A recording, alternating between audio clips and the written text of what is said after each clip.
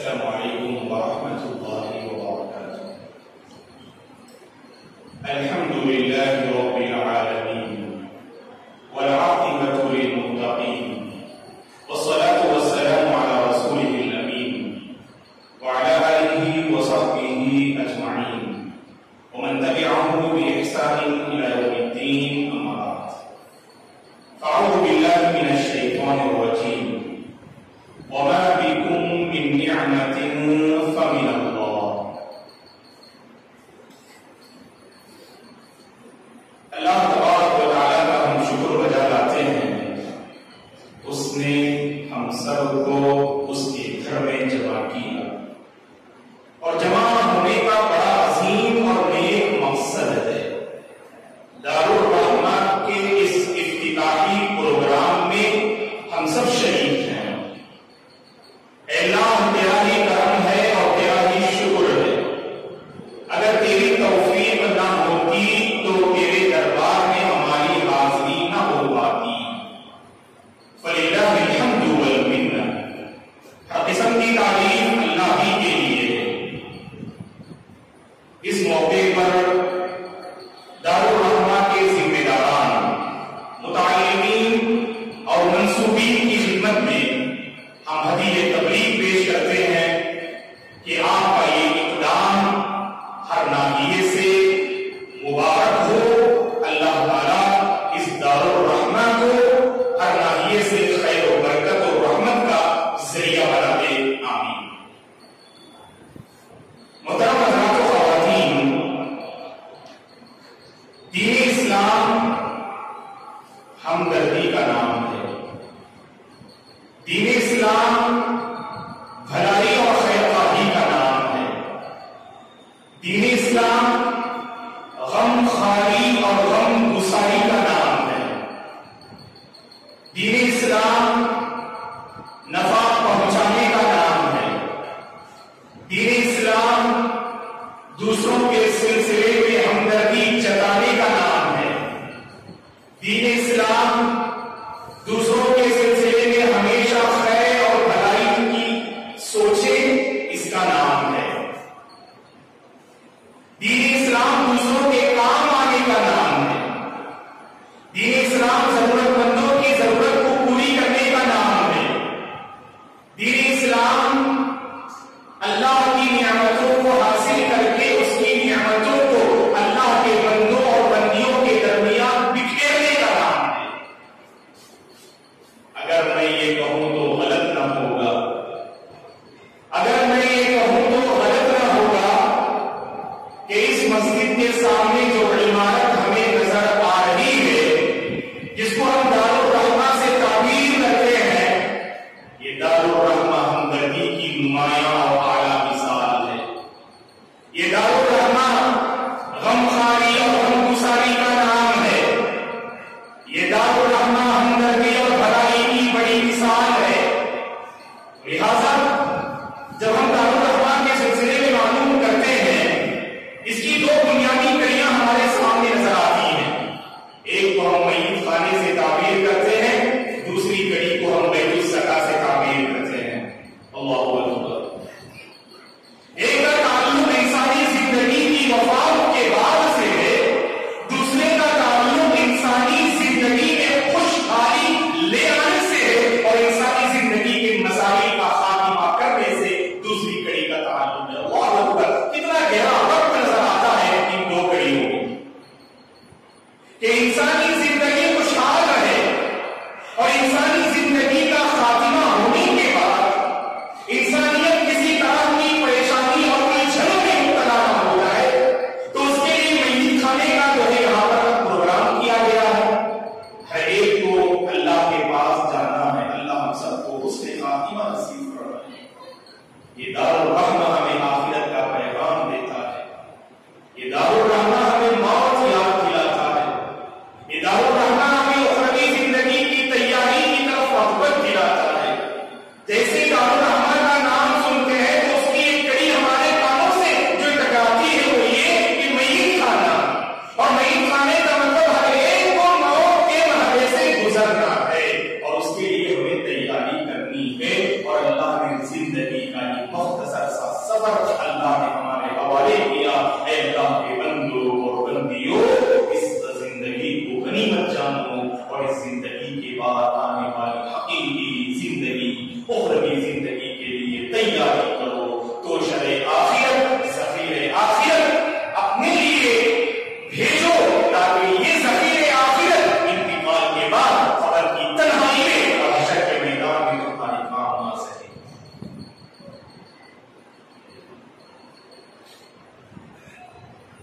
آبادی پیغمبر میں بڑھتی جا رہی ہے، اللہ کا ذلت سے بچائے. اللہ تعالیٰ سے ہماری دعا ہے یہ آبادی جو آئے دن بڑھ رہی ہے، اللہ تبارک و تعالیٰ اس آبادی کی بڑھوتری کے ذریعے اسلام کی بڑھوتری ہو اور اسلام کا پیغام کونے کونے اور پیغمبر کے چپے چپے تک پھیلے. اللہ تعالیٰ ہم سب کو اس کی توفیق عطا فرمائے. آبادی بڑھ رہی ہے اور ہر کوئی اس بات کو جانتا ہے آبادی کے بڑھنے سے یقیناً انسان رہائش کے طور پر جس مکان کو اختیار کرتا ہے، جس گھر کو اختیار کرتا ہے، اس گھر میں اتنی فراوانی نہیں ہو پاتی، اتنی آسانی ہو نہیں پاتی ہم اپنے تمام پروگرام کو اپنے گھر میں انجام دے سکیں. اور جس میں سے ایک مسئلہ ہے انتقال کے بعد اپنے عزیز اور اپنے غریب کو کہاں رکھا جائے. لوگوں کی آمد کی کثرت ہوتی ہے، بہت سارے لوگ آتے ہیں انتقال کے لیے اور وہاں پر خواتین کی بڑی تعداد جمع ہوتی ہے. گھر میں تنگی کی وجہ سے انتقال کے بعد باپ کافی پریشان نظر آتے ہیں، اپنے دوست احباب سے اتصال کرتے ہیں، لوگوں میں عجیب قسم کی گھبراہٹ، عجیب قسم کی پریشانی. آپ کے اپنے ہیں پھر بھی جگہ نہیں دے رہے ہیں، آپ کے اپنے عزیز ہیں پھر بھی وہ انکار کرتے رہے کہ کہیں ہمارا گھر گندا نہ ہو جائے، ہمارے گھر جو ہے ہمارے گھر میں امید رکھنے سے کہیں ہمارے گھر میں بالکل کسی کا انتقال نہ ہو جائے. ایسی عجیب و غریب پریشانیاں ہمارے گھروں میں نظر آتی ہیں. اللہ ہدایت دے. ایسی نازک گھڑی میں دارالرحمٰن کا یہ کام ہر ناحیے سے خیر و برکت کا باعث ہے. الحمدللہ. اگر کسی کے گھر میں انتقال ہو جائے، کسی کا گھر میں تنگی ہے، آپ کو گھبرانے کی ضرورت نہیں کہ رحمت کا ایک پیغام سنانے والا دارالرحمٰن آپ کا منتظر ہے. آپ کال کیجیے، اس فون کو پُر کیجیے، انشاءاللہ آپ کے مرحوم یا مرحومہ ہوں گے ان کے لیے آپ کو سہولت ہوگی تاکہ آپ تجہیز و تکفین کو سب سے بڑا فائدہ جو میں سمجھتا ہوں اس دارالرحمٰن کے ذریعے سے جو آس پاس کے لوگوں کو ملنے والا ہے کہ آپ اپنے میت یا میتہ کی تجہیز و تکفین سنت کی روشنی میں کریں گے انشاءاللہ. اور میں امید کرتا ہوں دارالرحمٰن کے ذمہ داران سے کہ جب بھی کوئی میت خانے میں میت کو لے آئے تو وہاں پر کچھ ایسا انتظام کریں کہ ان لوگوں کو بتائیں کہ کیسے غسل دینا چاہیے، غسل کا مصنون طریقہ کیا ہے، کفن پہنانے کا مصنون طریقہ کیا ہے. کیونکہ اللہ رحم کرے کہ ہم لوگوں نے بدعات و خرافات کو صرف اپنی دنیاوی زندگی کی حد تک محدود کر کے نہ رکھا، بلکہ انتقال کے بعد بھی میت کے ساتھ بھی ہم بدعات و خرافات کو انجام دینے سے پیچھے نہیں ہٹتے. یہ ہمارے ایمان کی کمزوری ہے. اور دارالرحمٰن کے ذریعے جس میت کا جنازہ یہاں سے اٹھے گا، ہم اللہ کی ذات سے امید کرتے ہیں کہ سنت کی روشنی میں غسل کیا جائے گا، تجہیز و تکفین کا عمل انشاءاللہ بغیر عمل ہوگا باذن اللہ. لہٰذا آپ اس میسج کو عام کیجیے تاکہ ہماری بستی کے وہ احباب جو جگہ کی تنگی کی وجہ سے پریشان رہتے ہیں ان کو کسی طرح کی کوئی پریشانی نہ ہو. تمام حضرات خواتین سے اپیل کرتے ہیں اس دارالرحمٰن کے پیغام اور میسج کو عام کرنے کی کوشش کیا کریں. آپ دارالرحمٰن کی جو دوسری کڑی ہے جس پر مجھے کچھ آپ حضرات کی خدمت میں ضروری باتیں رکھنی ہے. میری مراد بیت الزکوٰۃ. واللہ یہ بہت زبردست ایک کام ہے بیت الزکوٰۃ. ہر عالم دین کی یہ سوچ ہوتی ہے، میں سمجھتا ہوں کہ ہماری زکوٰۃ مستحق لوگوں تک پہنچے. معاشرے کے دو مضبوط پلر، ایک علماء اور معاشرے کے مالدار احباب، دونوں کو جڑنا چاہیے اور دونوں کو اس مسئلے پر غور و خوض کرنا چاہیے کہ ہمارے پاس کوئی ایسا سسٹم ہو کہ جس سسٹم کے ذریعے ہماری اپنی بستی کے جو گداگری، غربت اور مفلسی کا جو معاملہ اور مسئلہ ہے اس کو ہم ختم کر سکیں. جڑنا چاہیے لیکن جڑتے نہیں، سوچنا چاہیے لیکن سوچتے نہیں، غور کرنا چاہیے لیکن غور کرتے نہیں.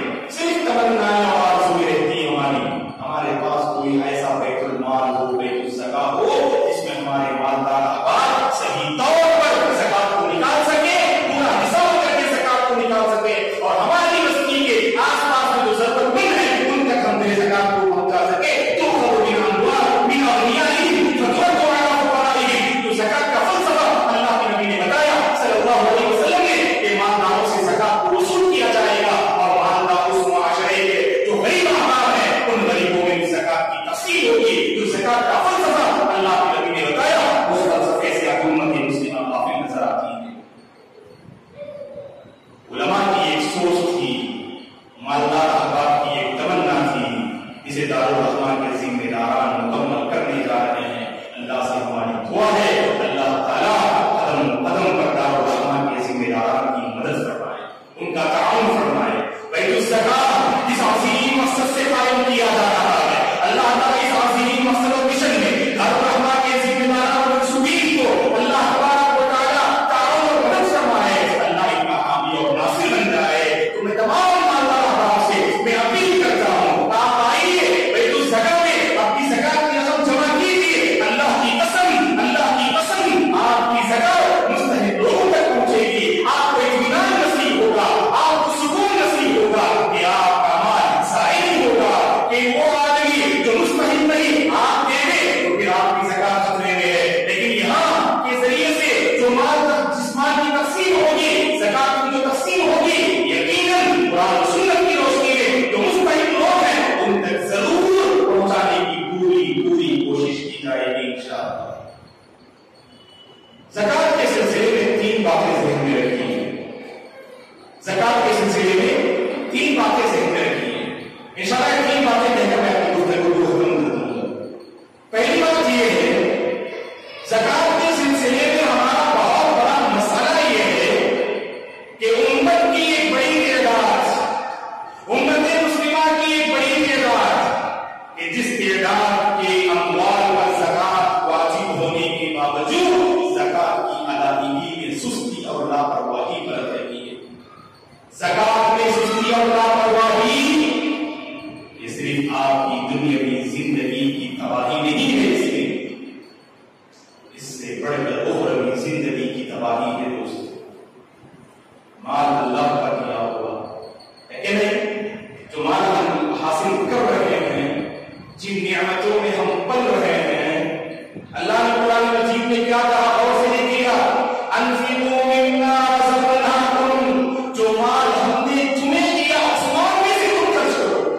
مال اللہ کا دیا ہوا، نعمتیں اللہ کی دی ہوئی، منعم حقیقی کی مرضی پر مال کو جمع کرنا چاہیے اور مال کو خرچ کرنا چاہیے، اور اس مال میں منعم حقیقی اللہ کی رضامندی نہ ہو، وہ مال ہماری دنیا کے لیے بھی وبال جان ہے اور ہماری آخرت کے لیے بھی وبال جان یاد رکھیے گا۔ سب سے بڑا مسئلہ یہ ہم مال کے سلسلے میں اس قدر اندھے ہو چکے ہیں، زکات کے سلسلے میں مسلمان سنجیدہ نہیں، زکات کے سلسلے میں مسلمان سنجیدہ نہیں، جبکہ یہ اسلام کی ایک بنیاد ہے، پلر آف اسلام ہے، اسلام کی ایک اہم بنیاد ہے۔ اور اللہ کے نبی صلی اللہ علیہ وسلم جب مدینہ تشریف آئے تو اس وقت اللہ تبارک و تعالیٰ نے زکات کو واجب قرار دیا، زکات کو فرض قرار دیا، اور آپ جانتے ہیں کہ انسانی سوسائٹی کو آگے بڑھانے اور انسانی سوسائٹی میں درپیش مسائل کا خاتمہ کرنے میں زکات ایک مؤثر رول ادا کرتی ہے۔ دوستو، مال کے سلسلے میں ہمیں اللہ کا تقوی اختیار کرنا چاہیے، مال کے سلسلے میں اللہ سے کرنا چاہیے۔ مال کی اسی محبت نے ہمیں زکات کے سلسلے میں غافل بنا کے رکھا، مال کی اسی محبت نے ہمیں حرام کی تمام حدوں کو پار کرنے پر مجبور کیا۔ آج کتنے ایسے مسلم نوجوان ہیں، آج کتنے ایسے مسلم گھرانے ہیں جہاں پر حرام کمائی پر جو ہے ان کا گزارا ہوتا ہے، ان کی روزمرہ زندگی حرام کمائی پر جو ہے گزر بسر ہو رہی ہے۔ اللہ کے پاس کیا جواب دیں گے؟ ایک لقمے کا آپ کو اللہ کے پاس جواب دینا ہے، ایک پائی کا اللہ کے پاس آپ کو جواب دینا ہے۔ اللہ کی قسم، آپ اللہ سے ہمیشہ یہ دعا کیجیے کہ آپ حرام کا ایک لقمہ بھی آپ کے حرام کے نیچے نہ اترے۔ کماتے تو ماشاء اللہ حلال کمائی آپ کی، خرچ کرنے کی بات آتی ہے آپ اپنے ہاتھ بند کر لیتے ہیں، آپ کا دل تنگ نظر آتا ہے، آمادہ نہیں ہوتے ہیں، آپ آگے بڑھتے نہیں، حساب کرتے نہیں، زکات ادا کرتے نہیں، جس کے نتیجے میں یاد رکھیے ہمارے معاشرے کے سوسائٹی کے جو مسائل ہیں، جو مسائل برسوں پہلے تھے، مسائل میں اضافہ ہو رہا ہے، ہمارے مسائل کم نہیں ہو رہے۔ البتہ جبکہ اسلام کا جو نظام زکات ہے، اللہ کی قسم یہ مسائل کو ختم کرنے کے لیے آیا ہے۔ نظام زکات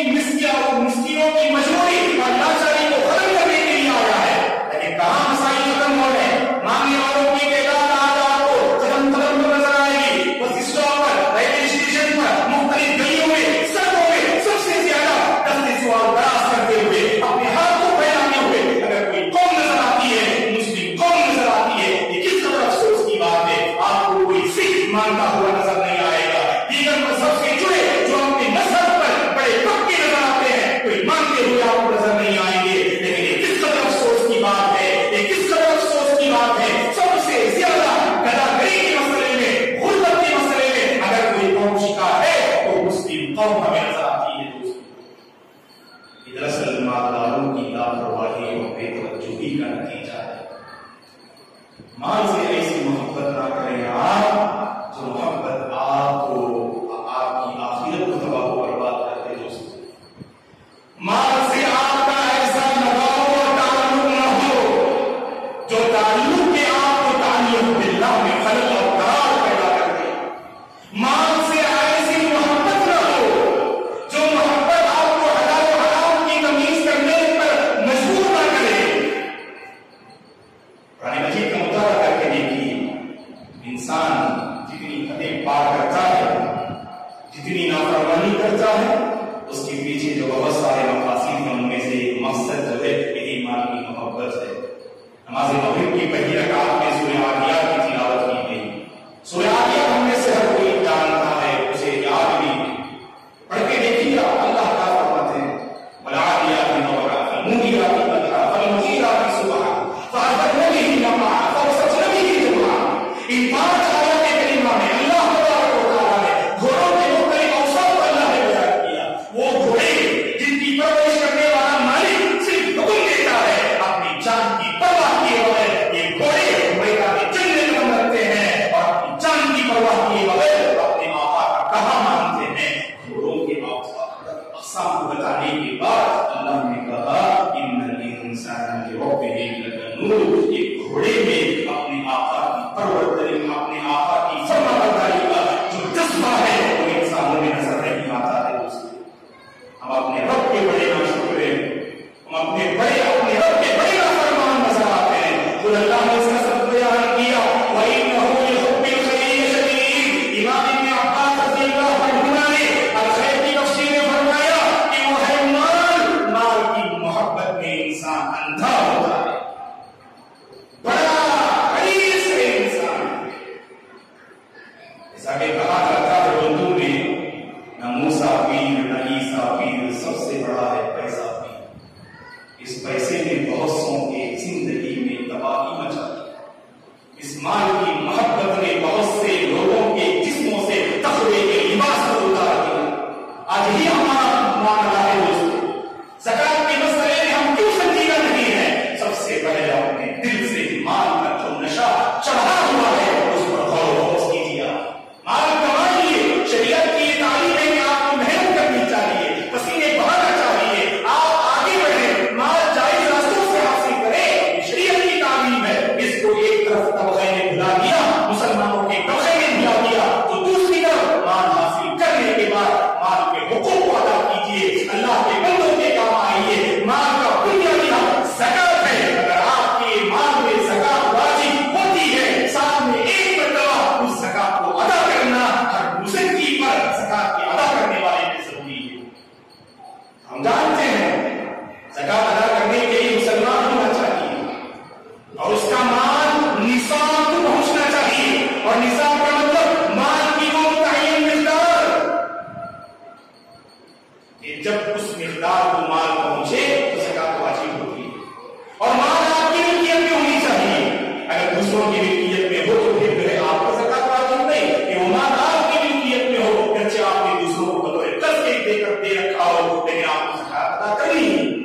اور بندہ مقروض نہیں ہونا چاہیے. اور یہاں پر بعض لوگ غلطی کرتے ہیں. اور آپ نے کہا کہ کنڈیشن زکات واجب ہونے کے لیے کہ بندہ قرضدار نہ ہو, میں مقروض ہوں. مولانا آپ کے پاس کتنا مال ہے؟ کہا کہ 8 لاکھ روپے ہے. اور کتنی رقم آپ کو قرض میں دینی ہے؟ کہا کہ 3 لاکھ روپے دینا ہے. اور باقی آپ کے پاس 5 لاکھ روپے ہے. 5 لاکھ میں آپ پر زکات واجب ہوگی. کامن بات نہیں کرنا کہ مقروض ہو تو زکات واجب نہیں. تو ہمارے بہت سارے لوگ اپنے کامن کو چھڑا لیتے اور کہتے ہیں اس پر زکات نہیں. کہا کہ نہیں, وہاں پر تفصیل ہے. اگر آپ کا پورا مال قرض میں ڈوب جائے تو پھر آپ پر زکات نہیں. لیکن آپ کے مال کا ایک حصہ قرض میں چلا جا رہا ہے اور مال کا دوسرا حصہ اگر قرض میں ادا کرنے کے باوجود آپ کا جو بقیہ مال ہے اگر وہ نصاب کو پہنچے تو گویا کہ آپ کو زکات ادا کرنی ہے. اگر وہ سونے کی مقدار کو پہنچے تو آپ کو زکات ادا کرنی ہے. بہرحال دوستو, پہلا پیغام یہ ہے زکات کے سلسلے میں سنجیدہ ہو جائیے اور مال کی محبت میں نظر ثانی کیجیے. کل قیامت کے دن جو عذابات زکات ادا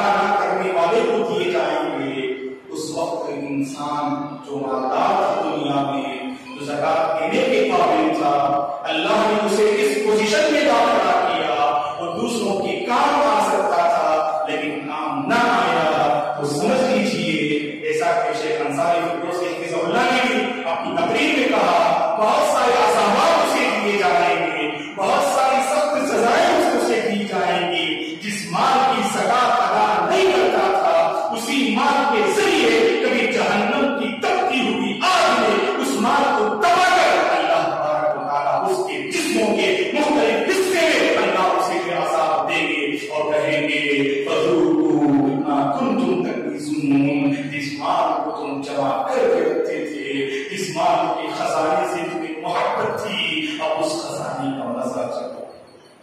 اس وقت کے آنے سے پہلے بیدار ہو جاؤ دوستو، وہاں بیدار کچھ کام نہیں آئے گا۔ جب قیامت کے دن حشر کے میدان میں اللہ تعالیٰ اعمال نامے تقسیم کریں گے، کسی کو دائیں ہاتھ پہ اعمال نامہ دیا جائے گا، کسی کو بائیں ہاتھ پہ دیا جائے گا، جو دائیں ہاتھ پہ دیا جائے گا وہ بڑا کامیاب ہوگا، اس کی زندگی اللہ کی منزل پر گزر رہی ہوگی، گزر رہی تھی تو اللہ تعالیٰ کی تیار کرتا جنت کا مستحق ہوگا، اور جس کا نام ہے اعمال اس کے بائیں ہاتھ پہ دیا جائے گا۔ جانتے ہیں ایسا بندہ کیا کہے گا؟ اللہ تعالیٰ کے دوسرے نمبر پائے سورہ حاقہ میں اللہ نے فرمایا وَأَمَّا مَنْ أُوتِيَ كِتَابَهُ بِشِمَالِهِ فَيَقُولُ يَا لَيْتَنِي لَمْ أُوتَ كِتَابِيَهْ وَلَمْ أَدْرِ مَا حِسَابِيَهْ يَا لَيْتَهَا كَانَتِ الْقَاضِيَةَ مَا أَغْنَىٰ عَنِّي مَالِيَهْ مَا أَغْنَىٰ عَنِّي مَالِيَهْ، کہ جس کا نام اعمال اس کے بائیں ہاتھ پہ دیا جائے گا، وہ کہے گا اے کاش مجھے یہ حساب و کتاب نہ دیا جاتا، وہ کتنا اچھا ہوتا، اور میں اپنا حساب و کتاب نہ جانتا تو کتنا بہتر ہوتا۔ اے کاش جو دنیا میں مجھے موت آئی تھی وہی موت فیصلہ کن ہوتی تو کتنا اچھا ہوتا۔ اور آگے کہے گا میرا اقتدار میرے کام نہ آیا، میری کرسی میرے کام نہ آئی، میرا عہدہ میرے کام نہ آیا، ما اغنی مالیا ما اغنی مالیا، جس مال کی خاطر میں نے اپنے رب کو ناراض کیا، جس مال کی خاطر میں نے نمازوں کو ضائع کیا، جس مال کی محبت میں میں نے زکات کو ادا کر دیا، جس مال کی محبت میں میں نے شریعت کی صحیح حدوں کو پار کر دیا، آج وہ مال میرے کچھ کام نہ آیا، آج وہ مال میرے کچھ کام نہ آیا، جس مال کی خاطر میں نے نیند کو قربان کیا، جس مال کی خاطر میں نے گرمی کی ناپرواہ کی، سردی کی ناپرواہ کی، دوڑ دھوپ کیا، زندگی کی آخری سانس تک کماتا رہا، لیکن یاد رکھیے اگر آپ نے مال کا حق ادا نہ کیا یہ مال آپ کی وبال آخرت ہے، یہ مال آپ کی آخرت کو تباہ و برباد کر دے گا۔ اسی لیے دوستو سنجیدہ ہو جاؤ، سنجیدہ ہو جاؤ، اور میں ایمانداروں سے خصوصاً اپیل کرتا ہوں اللہ کی بڑی کرم فرمائی ہے، اللہ نے آپ کو دینے کی پوزیشن میں رکھا ہے، دینے کی پوزیشن میں رکھا ہے۔ شیخ نے کوئی تفصیل سے کہا آج ہمارے بعض لوگ کہتے ہیں زندگی میں ایک مرتبہ زکات دینی چاہیے، ہر سال زکات نہیں دینی چاہیے، میں ان سے یہی کہتا ہوں غور سے سنیے اللہ تعالیٰ کی کتنی بڑی کرم فرمائی ہے۔ اگر آپ یہ کہتے ہیں کہ 100 گرام سونا آپ کے پاس ہے، ایک مرتبہ ادا کر دیا تو پھر آخر تک ادا کرنے کی ضرورت نہیں، اللہ کا شکر ادا کرو، آپ کے پاس وہ مال باقی ہے، اللہ کا شکر ادا کرو، آپ کے پاس وہ مال باقی ہے۔ اگر کوئی آفت آتی ہے اللہ ہم سب کو ہر قسم کی آفت سے محفوظ رکھے، ہر قسم کی بیماری سے اللہ ہم سب کی حفاظت فرمائے۔ اگر کوئی آفت آتی، کوئی بیماری آتی، اگر پورا خزانہ ختم ہو جاتا تو کیا کرتے آپ؟ اللہ نے مال کو باقی رکھا نا، دل کھول کر آپ زکات ادا کیجیے، مستحق لوگوں تک پہنچائیے۔ زکات اللہ نے اس لیے فرض قرار دیا تاکہ معاشرے سے، سوسائٹی سے کنجوسی کو دور کرے، بخیلی کو اللہ خاتمہ ختم کرنا چاہتے ہیں۔ زکات کو اللہ نے اس لیے فرض کیا تاکہ مال صرف مالداروں میں سمٹ کرنا رہتا ہے۔ زکات کو اللہ نے اس لیے فرض کیا تاکہ ہم ایک دوسرے کے ہمدرد بن جائیں، ایک دوسرے کے خیرخواہ بن جائیں۔ دوسری بات یہ ہے دوستو زکات کے سلسلے میں بعض لوگ زکات کو ادا کرتے ہیں، مطمئن ہو جاتے ہیں اور میں زکات ادا کرتا ہوں، الحمدللہ بڑی اچھی بات ہے۔ کیا ہے ادا کرو آپ؟ میں ہر سال 5,000 روپے دے رہا ہوں، الحمدللہ ہر سال 5,000 روپے میں غریبوں کو دے رہا ہوں، بڑی اچھی بات ہے۔ ہاں بھائی آپ کے پاس کتنا مال ہے، کتنے سونے ہیں، کتنی آپ کے پاس زمینیں ہیں، کتنا مال آپ کے پاس ہے، اگر پورا حساب لگایا تو پتا چلا کہ تقریباً اس کی پراپرٹی 10 لاکھ روپے کی، سبحان اللہ، پورا مال جو سونا ہے، جو پیسے ہیں، بینک بیلنس ہے، سب کا آپ نے حساب لگایا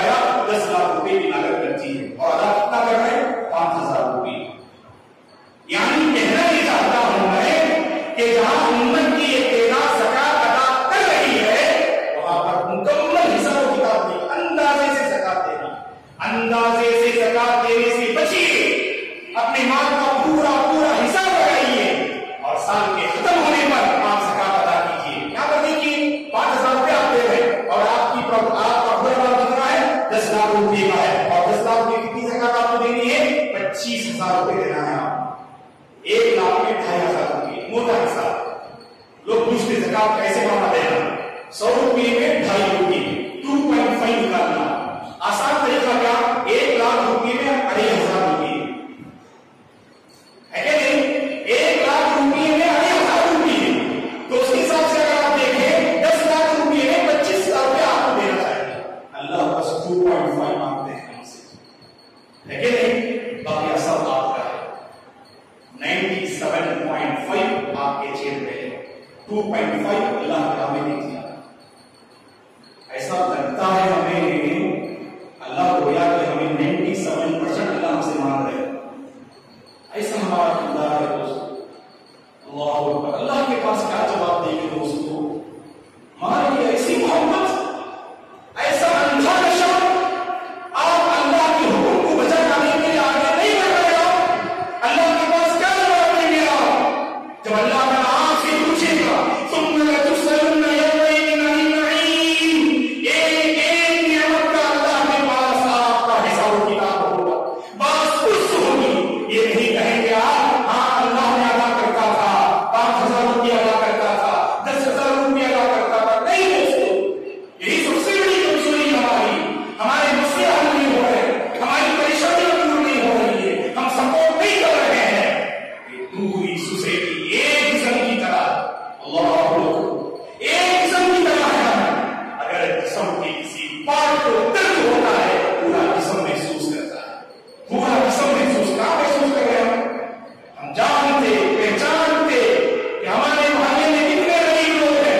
अगर मैं अपनी ज़कात सही तौर पर निकालूं, अगर मुआशरे का हर नाता अपनी ज़कात को सही तौर पर निकाले, अल्लाह की कसम ये गरीब दूर हो जाए। लेकिन दूर नहीं हो रही, तो इसका पैगाम दे दो ये इज्तिमाई ज़कात। तो सवाल किया जा रहा है क्या मौलाना इनफरादी ज़कात देना गलत है क्या? गलत नहीं है, इनफरादी ज़कात दे सकते हैं आप। सवाल ये है इनफरादी ज़कात का सिस्टम बरसों से जारी है, लेकिन हमारे मसाइल खत्म नहीं। कहीं ना कहीं गलती हो रही है, कहीं ना कहीं सिस्टम में गलती है, और वो सिस्टम यही कि हम इनफरादी ज़कात, फॉर एग्जाम्पल मैं आपके सामने बता रहा हूं, हमारे मोहल्ले का अगर 50 गरीब लोग हैं और 200 मालदार लोग हैं, 200 में से तकरीबन अक्सर लोग 50 घरानों में से 30 घराने को खूब नवाजते। आपको नहीं मालूम कि मैंने कहां दिया, और मुझे नहीं मालूम कि मुझे नहीं मालूम कि आपने किसको दिया। कभी ऐसा होता है कि 50 घराने होते हैं, 30 घरानों को सब नवाजते हैं और उन 30 घरानों की जरूरत पूरी होती, और बकिया 20 घराने वैसे ही गरीब के करीब रह जाते। और नतीजा याद रखिए, गरीबी इंसान के ईमान को तबाह कर देती है, गरीबी इंसान की इज्जत व आबरू के साथ खिलवाड़ करती है, गरीबी इंसान को मजबूर करती है कि वो अपने दीन का लिबास उतार दे। आप ईसाई मिशनरियां यही काम कर रही है, अल्लाह ने हिदायत दे। मुसलमानों को खत्म नहीं कर सकते, इस्लाम को मिटा नहीं सकते, लेकिन माल का सहारा और नशा दिखाकर बहुत से ऐसे गरीब तबका है जहां पर मुंतज हो रहा। जानते हैं शेख अब्दुल्लाह फरदौसी हफिज़हुल्लाह भी आप मौजूद हैं, दाढ़ी में अल्लाह आपकी खिदमत कबूल फरमाए। अच्छी तरह से आप जानते मैदान में मौजूद हैं, कितने ऐसे मुस्लिम घराने जहां तक हमारी पहुंच नहीं होती, ये लोग पहुंचते हैं, ईसाई मिशनरियां माल का नशा दिखाकर उनके दीन का ईमान का सौदा करने वो कामयाब नजर आते हैं। हम क्या करते हैं दोस्तों, अल्लाह के पास हमारी पकड़ नहीं होगी कि अल्लाह के पास हमें जवाब नहीं देना है, संजीदा होगा। ये सिस्टम में गलती है और अल्लाह तआला खैर दे, इज्तिमाई सिस्टम को कायम किया जा रहा है और हम समझते हैं कि सिर्फ घर नंबर की तक ना हो, बल्कि आसपास, बल्कि हर दुनिया में हर तबके के लोग, मुसलमान जहां कहीं मौजूद है, इस सिस्टम पर गौर करना चाहिए, तभी तो हमारे मसाइल खत्म होंगे। एक हिसाब मैं आपको देता हूं, गैर हमसे हासिल करते हैं, है कि नहीं, और अपनी जिंदगी में कामयाब नजर आते हैं। इस्लाम की हर तालीम बाइस रहमत है दोस्तों, हमारे मसाइल को खत्म करने اقوام متحدہ جو یورپ کا ایک مضبوط مرکز ہے، ہم جانتے ہیں اقوام متحدہ کا ایک بیان تھا 2015 میں میڈیا میں اقوام متحدہ نے اپنا ایک زبردست بیان دیا. اس بیان میں اقوام متحدہ نے کہا کہ 2000 میں ہم نے اسلام کے نظام زکات کو پڑھا اور اتنا اچھا لگا اسلام کا نظام زکات کہ اقوام متحدہ نے کہا اس اسلام کے نظام زکات کو ہم نے یورپ کے بہت سارے علاقوں میں اپلائی کیا اور اجتماعی سسٹم کو ہم نے لایا اور 15 سال کی مسلسل کوششوں کے بعد 2000 میں انہوں نے اس کی شروعات کی.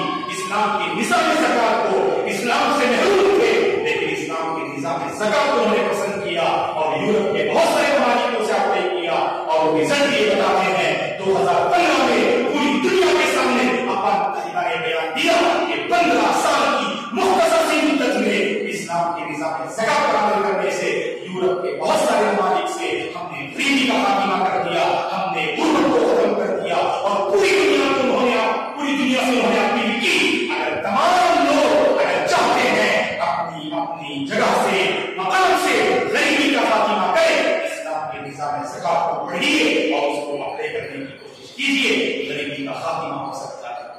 کون کہہ رہے ہیں؟ جس کا اللہ پر ایمان نہیں، ایسے لوگ ہمیں اپنے نظام کی جو ہے خوبی بیان کر رہے ہیں. یہ افسوس کی بات ہے دوستو. لہذا اجتماعی زکات پر توجہ دیجیے، تبھی غریبی کا خاتمہ ہو سکتا ہے. مانگنے والوں کی تعداد آئے دن بڑھ رہی ہے دوستو.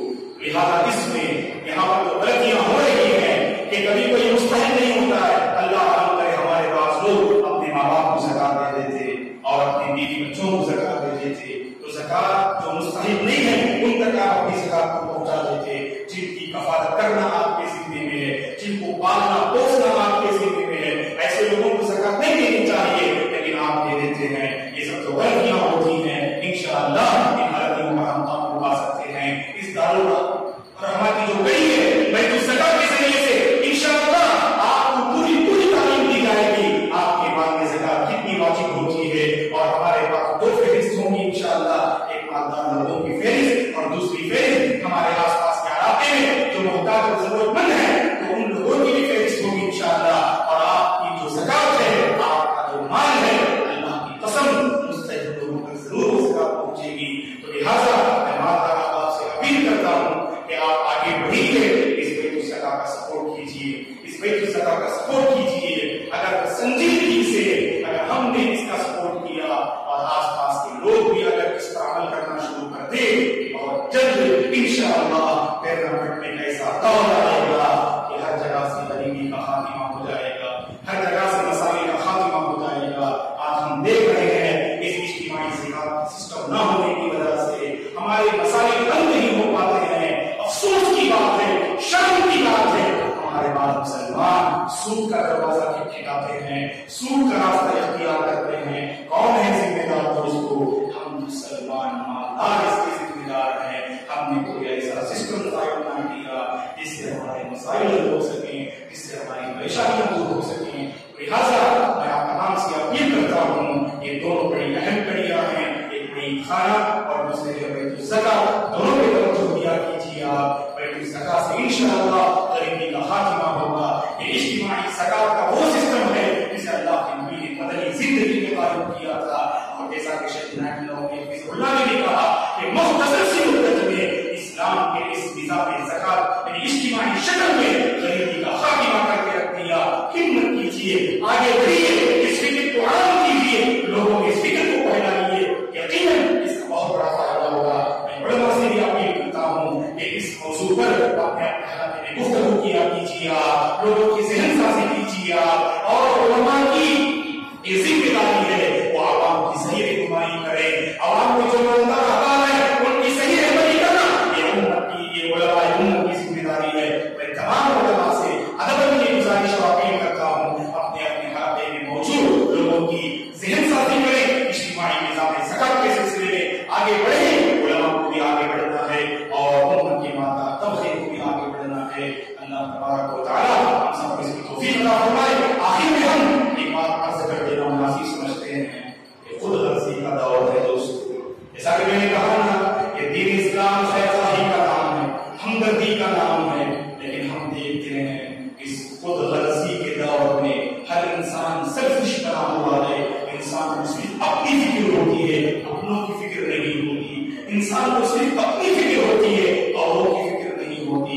ایسے خود غرض نہ ہوتے، ایسے خود غرض نہ ہوتے. یہ دارالرحمہ یقیناً کے لیے باعث رحمت ہے، باعث رحمت ہے. اس کا توجہ کیا کیجیے آپ. اس موقع پر ہم سب سے پہلے اللہ کا شکر گزارتے ہیں کہ ابھی کچھ تعمیری کام باقی ہے اور بھی بڑے عزائم ہیں، ان کے بڑے منصوبے ہیں. اللہ تعالیٰ نے پائے تک پہنچائے، اللہ کا مدد فرمائے. لیکن ابھی 2 گھڑیاں شروع ہونے والی ہیں، لہٰذا آپ لوگ بھی دعا کیجیے اللہ تعالیٰ اس سلسلے کو آگے بڑھائے. آنے والی ہر رکاوٹ کا اللہ تعالیٰ مقابلہ کرنے کی ذمہ داروں کو ہمت دے اور اس فکر کو عام کرنے کی توفیق عطا فرمائے. اس موقع پر نہیں چاہتے ہیں نام لینا، لیکن پھر بھی میں بطور مثال کے نام دینا مناسب سمجھتا ہوں کہ ہمارے ممبئی سلیم صاحب اللہ جزائے خیر دے. آپ کو معلوم ہونا چاہیے کہ دارالرحمہ کے لیے انہوں نے اپنی 2400 اسکول پر مشتمل اپنی زمین کو انہوں نے اس انعام وقف کیا تھا. واللہ انہوں نے نہیں کہا کہ انعام آپ کے سامنے لیا جائے، لیکن ہم لیتے ہیں دوستوں تاکہ ہمارے اندر بھی ایسی مثالیں ہم قائم کرنی چاہیے. اللہ ان جزائے خیر دے، اللہ ان کی کمائی میں برکت دے، اللہ ان کے مسائل کو حل فرمائے، اللہ تعالیٰ انہیں خوش رکھے، آباد رکھے. اللہ تعالیٰ ان کی اس وقت شدہ زمین کو ان کے حق ذخیرے آخر بنائے. اللہ تبارک و تعالیٰ اس عمارت کو قائم کرنے میں جتنے وسیع نے کام کیا، اللہ سب کی خدمات قبول فرمائے. سب کی کمائی میں اللہ برکت دے، سب کی روزی میں اللہ برکت دے، سب کے گھریلو مسائل کو اللہ حل فرمائے، آسان فرمائے. گھروں میں اللہ برکتیں نازل فرمائے، گھروں میں اللہ برکتیں نازل فرمائے. اللہ ہماری کمائی کو حلال فرمائے، حلال روزی اختیار کرنے کی اللہ ہم سب کو توفیق عطا فرمائے اور حلال اور جائز راستوں میں مال کو خرچ کرنے کی توفیق عطا فرمائے. اور بھی جو ضروریات ہیں ہم تمام سے اپیل کرتے ہیں حضرات و خواتین سے کہ آپ اس دارالرحمہ کا تعاون کیجیے. ہم تعاون کی اپیل کرتے ہیں اور بھی بڑے منصوبے ہیں اس کے اور بڑے تکمیل تک مزید پہنچنے کے لیے کچھ اخراجات کی ضرورت ہے. لہٰذا تمام سے ہم تعاون کی اپیل کرتے ہیں. اللہ تبارک و تعالیٰ اس دارالرحمہ کو آباد رکھے، اس کے ذریعے سے انسانیت کی خدمت دینے کی اللہ تعالیٰ توفیق عطا فرمائے.